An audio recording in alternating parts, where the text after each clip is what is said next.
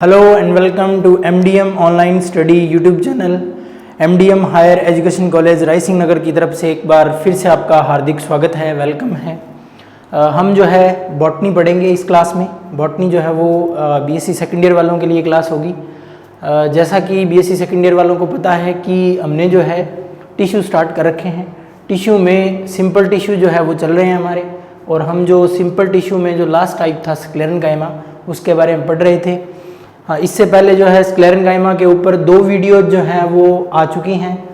तो अगर आप स्क्लेरेन्काइमा को समझना चाहते हैं तो पहले उन 2 वीडियोस को ज़रूर देखें। उसके बाद जो है आज का हमारा जो पार्ट होगा वो 3rd पार्ट होगा हमारे जो स्क्लेरेन्काइमा में जो चीज़ें हैं उनका। ठीक है, छोटा सा ओवरव्यू ले लेते हैं कि हमने जो है इससे पहले क्या पढ़ा था। मैंने आपको स्क्लेरेन्काइमा पढ़ाना स्टार्ट किया था, तब मैंने आपको ये चार्ट दिखाया था एक दिन। इस चार्ट के हिसाब से जो है हमने डिफरेंट टाइप के स्क्लेरेन्काइमा टिश्यू जो है उसको पढ़ना स्टार्ट किया था। अगर आपको याद हो तो हमने फाइबर्स जो हैं उनके ऊपर डिस्कशन किया था लास्ट क्लास में। फाइबर्स में हमने 2 टाइप के फाइबर्स जो हैं वो पढ़े थे, जाइलरी और एक्स्ट्रा जाइलरी।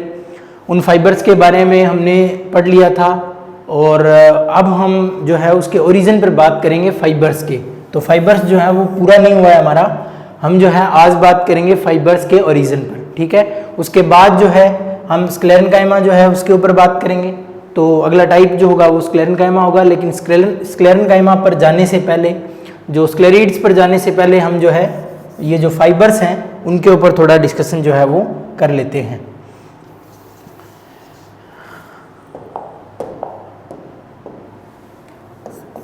हम फाइबर्स की बात कर रहे थे, और अब जो है हम फाइबर का ओरिजिन पढ़ेंगे कि ओरिजिन जो है वो फाइबर्स का कहाँ से होता है। If we talk about origin, तो ओरिजिन जो है उसमें काफ़ी विविधता होती है। डिफरेंट टिश्यूज़ जो हैं, जो आपके मेरिस्टेम हैं, वो टिश्यू जो है मेरिस्टेम टिश्यू फाइबर बनाता है। तो जाइलम और फ्लोएम, जो जाइलम और फ्लोएम में जो फाइबर्स होते हैं, तो उन जाइलम एंड फ्लोएम में जो फाइबर्स होते हैं उनका जो ओरिजिन है वो होता है आपका जो प्रोकैम्बियम था उससे और कैम्बियम से। So we can say that the fibers which are present in xylem and phloem are originated from procambium and cambium. Okay?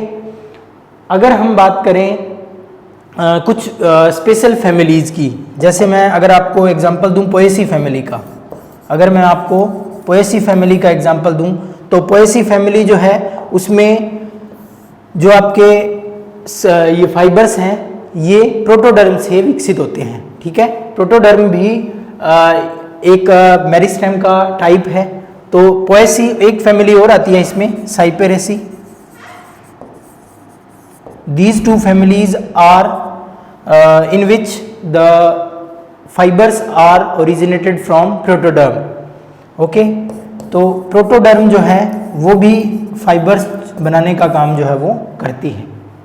ये तो थी फाइबर्स के ओरिजिन की। अब देखिए फाइबर्स जो है हम जानते हैं कि पहले मेरिस्टेम बना, उसके बाद पैरेन्काइमेटस टिश्यू बना, और उसके बाद जो है आपका जो स्क्लेरेन्काइमा है वो विकसित होता है।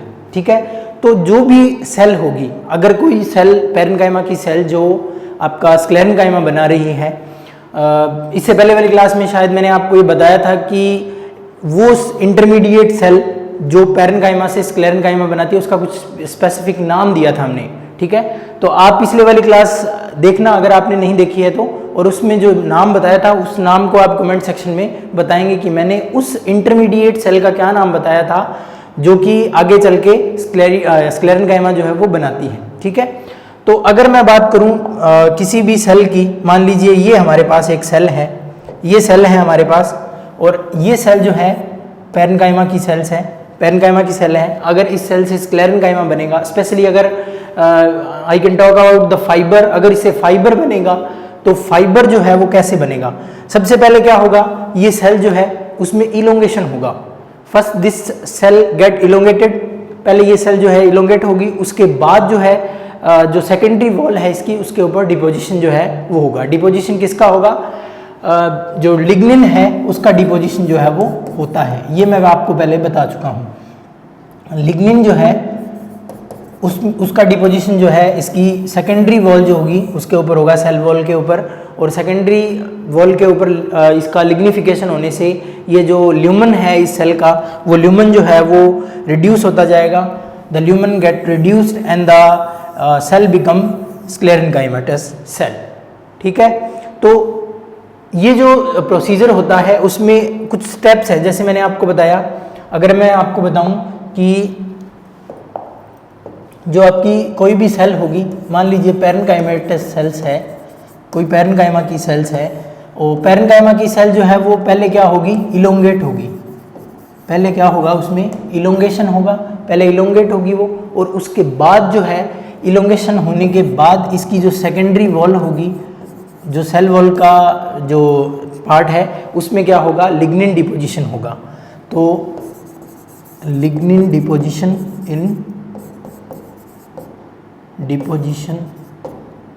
In secondary wall after elongation. ठीक है, इलोंगेशन के बाद जो है डिपोजिशन होगा सेकेंडरी वॉल में। और अब जो है इसके बाद जो है द ल्यूमन गेट रिड्यूस्ड, और जब ल्यूमन जो है वो कम हो जाएगा, उसमें प्रोटोप्लाज्म नहीं बचेगा, तो सेल जो है वो डेड हो जाएगी, the cell become dead. Understand? तो ये प्रोसीजर है जिसके थ्रू जो है ये फाइबर्स जो है वो बनते हैं। ठीक है, अगर आप एग्जाम्पल की बात करोगे तो एग्जाम्पल जो है लगभग 44 फैमिलीज़ हैं। उन 44 फैमिलीज़ के जो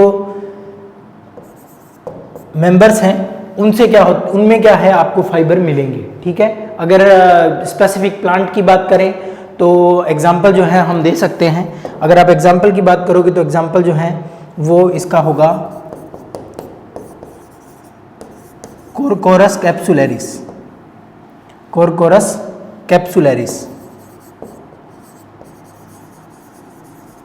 कोरकोरस कैप्सुलरिस, इसको जो है कॉमन लैंग्वेज में, सामान्य भाषा में इसको जो है जूट बोला जाता है। अगर आपने सुना हो, जूट जो है वो इसका साधारण नाम है। पहला एग्जाम्पल तो ये हो गया इसका, कोरकोरस कैप्सुलरिस। और दूसरा एग्जाम्पल जो है इसका कैनाबिस सैटाइवा भी पढ़ा जाता है। अगर आपने सुना हो कैनाबिस सैटाइवा, जिसका कॉमन नाम जो है वो हेम्प उसको कहते हैं। ठीक है, अगर आप और स्थानीय भाषा की बात करोगे तो हमारे यहाँ स्थानीय भाषा में इसको भांग भी कहा जाता है। ठीक है, तो भांग जो है उस प्लांट से भी आपको फाइबर जो है वो मिलेंगे। भांग सिर्फ नशे के लिए नहीं होती है, भांग की जो प्लांट है वो फाइबर्स भी देता है। ठीक है, अब इसके अलावा अगर और एग्जांपल देना चाहें तो हम बहुत सारे एग्जांपल है। मैंने आपको बताया कि 44 फैमिलीज़ हैं। अगैव का एग्जांपल भी ले सकते हैं आप, अगैव का एग्जांपल भी ले सकते हैं। तो ये सारे जो हैं आपके जो फाइबर्स ऑब्टेनिंग प्लांट्स हैं उनके एग्जांपल हैं। These are the examples of fibre obtaining plants. इन प्लांट से आपको फाइबर जो है वो मिलेगा। ठीक है, अगर हम बात करेंगे इन फाइबर्स की इकोनॉमिक इम्पोर्टेंस की, अगर इसका स्क्रीनशॉट ले लीजिए, अगर आपको इसमें कुछ नोट करना है तो आप बाद में नोट कर सकते हैं। अगर हम बात करें इकोनॉमिक इम्पोर्टेंस की, इकोनॉमिक इम्पोर्टेंस का मतलब है कि आपके लिए उपयोगिता क्या है, आपको क्या फ़ायदा देगा ये। तो इकोनॉमिक इम्पोर्टेंस की अगर बात की जाए तो जो फाइबर्स हैं उनको क्लासिफाई किया जाता है इकोनॉमिक इम्पोर्टेंस के बेसिस पर। इकोनॉमिक इम्पोर्टेंस के बेसिस पर, इम्पोर्टेंस के बेसिस पर, on the economic importance of the plants, these fibers can be classified into 2 classes। ठीक है, 2 क्लासेस में ये क्लासीफाई किए जा सकते हैं। सबसे पहली क्लास है इसमें जो आपके हार्ड फाइबर्स आते हैं। ठीक है, जो हार्ड फाइबर्स होंगे एक तो वो होंगे और दूसरे होंगे सॉफ्ट फाइबर्स। सॉफ्ट फाइबर्स, ठीक है, तो ये दो जो हैं वो आपके इकोनॉमिक इम्पोर्टेंस के बेसिस पर फाइबर्स के टाइप जो है वो बताए जा सकते हैं। हार्ड, जैसे कि हार्ड फाइबर हैं, कठोर जो रेशे होते हैं, उनमें क्या होता है, लिग्निफिकेशन होने के कारण लिग्निन का जो कंटेंट है वो ज़्यादा होता है। तो लिग्निन का कंटेंट ज़्यादा होने के कारण जो है ये आपको हार्ड लगते हैं। लिग्निन कंटेंट जो है वो ज़्यादा होता है। पहली बात, कंपेरेटिवली स्टडी करेंगे हम इनको। पहली बात क्या होता है कि इनका जो टेक्सचर है वो हार्ड होता है, ठीक है। किसकी वजह से? लिग्निन की वजह से। हार्ड टेक्सचर, ठीक है। स्टफ जो है वो कुछ हार्ड होता है इनका, ठीक है। एग्जाम्पल की बात करोगे तो मोनोकोट्स जो होते हैं, मोनोकोट प्लांट्स, उनके एग्जाम्पल जो है दिए जाते हैं। जैसे हमने अभी पढ़ा हेम्प, कैनाबिस सटाइवा।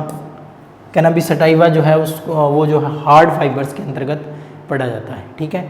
अगर आप बात करोगे सॉफ्ट फाइबर्स की, तो सॉफ्ट फाइबर्स में क्या होता है कि जो लिग्निन डिपोजिशन है, लिग्निन डिपोजिशन जो है वो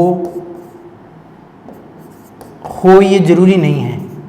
it is not necessary that the lignin deposition is found in these fibres, okay.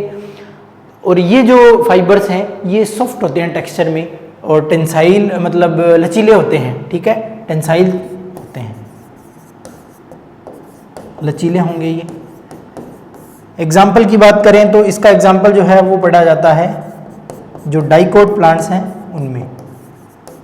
Dicot plants में ये जो सॉफ्ट फाइबर्स हैं ये मिलते हैं आपको।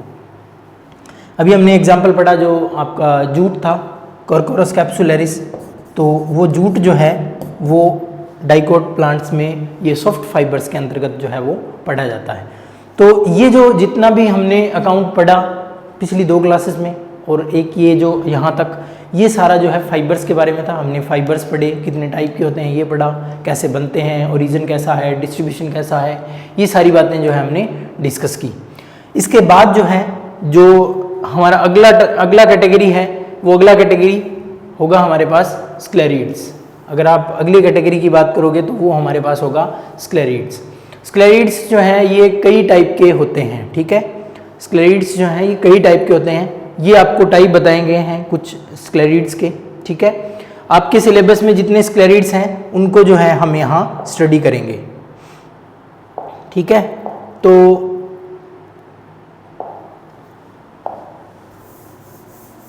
यहीं से जो है हम स्क्लेरिड्स पर बात करना स्टार्ट करेंगे।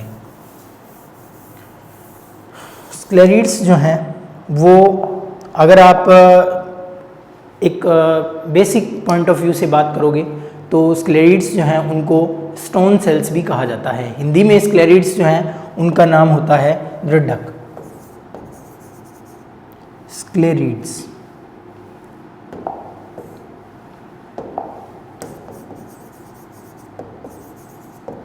स्क्लेरिड्स या इनको हिंदी में कहते हैं दृढ़क, ठीक है। हिंदी में इनका नाम है दृढ़क, ठीक है। तो ये जो स्क्लेरिड्स होते हैं, ये स्क्लेरिड्स जो हैं आपको डिफरेंट पार्ट्स में मिलते हैं, ठीक है। डिफरेंट पार्ट्स का मतलब है कि प्लांट के लगभग हर एक पार्ट में ये आपको मिल जाएंगे, ठीक है। डिफरेंट प्लांट्स में कोई भी ऐसा पार्ट नहीं बचा है मतलब कि जिसमें आपको स्क्लेरिड्स न मिलते हों, ठीक है। तो कॉमन जो इसके कैरेक्टरिस्टिक्स है पहले उन पे बात कर लेते हैं, उसके बाद जो है इनके टाइप जो हैं उनके ऊपर एक एक करके हम बात करेंगे। कॉमन कैरेक्टर्स में अगर आप बात करें तो सबसे पहले इनका नाम जो है, इनको स्टोन सेल्स भी कहा जाता है, स्टोन सेल्स, या इनको स्क्लेरोटिक सेल्स भी कहा जाता है, स्क्लेरोटिक सेल्स। ये भी नाम जो है ये स्क्लेरिड्स का दिया जा सकता है, ठीक है। स्ट्रक्चर में ये जो है वो आइसोडायमेट्रिक होते हैं। These are isodiametric in structure, isodiametric in structure, metric, isodiametric in structure। Isodiametric का हिंदी में मतलब होता है समव्यासी, तो ये दिखने में कैसे होते हैं, एक समान व्यास वाले होते हैं, ठीक है। अब जो है इनमें लिग्निन का डिपोजिशन होने से ल्यूमन जो है वो लगभग समाप्त हो जाती है। ल्यूमन समाप्त हो जाएगी तो प्रोटोप्लास्ट भी समाप्त हो जाएगा, then the cell become dead. तो ये जो है डेड होते हैं, डेड सेल्स होती हैं। क्यों होती हैं डेड सेल? क्योंकि ल्यूमन जो है वो बहुत छोटा होता है। ल्यूमन जो है वो बहुत छोटा होता है। ल्यूमन वो जगह होती है जो सेल के बीच में होती है, जो सेल वॉल को छोड़ के जो बीच में जगह जहाँ प्रोटोप्लास्ट मिलता है उसको हम ल्यूमन कहते हैं, ठीक है। अब जो सेकेंडरी वॉल है, किसकी वजह से ये डेड हो जाते हैं? तो ये डेड होते हैं सेकेंडरी वॉल में डिपोजिशन होने से। सेकेंडरी वॉल में डिपोजिशन होने से ये जो है डेड हो जाते हैं, ठीक है। अब ये डेड हो गए, डेड होने से क्या होता है कि जो इनकी नेचर है वो वुडी हो जाती है, वुडी इन नेचर हो जाते हैं ये, वुडी इन नेचर।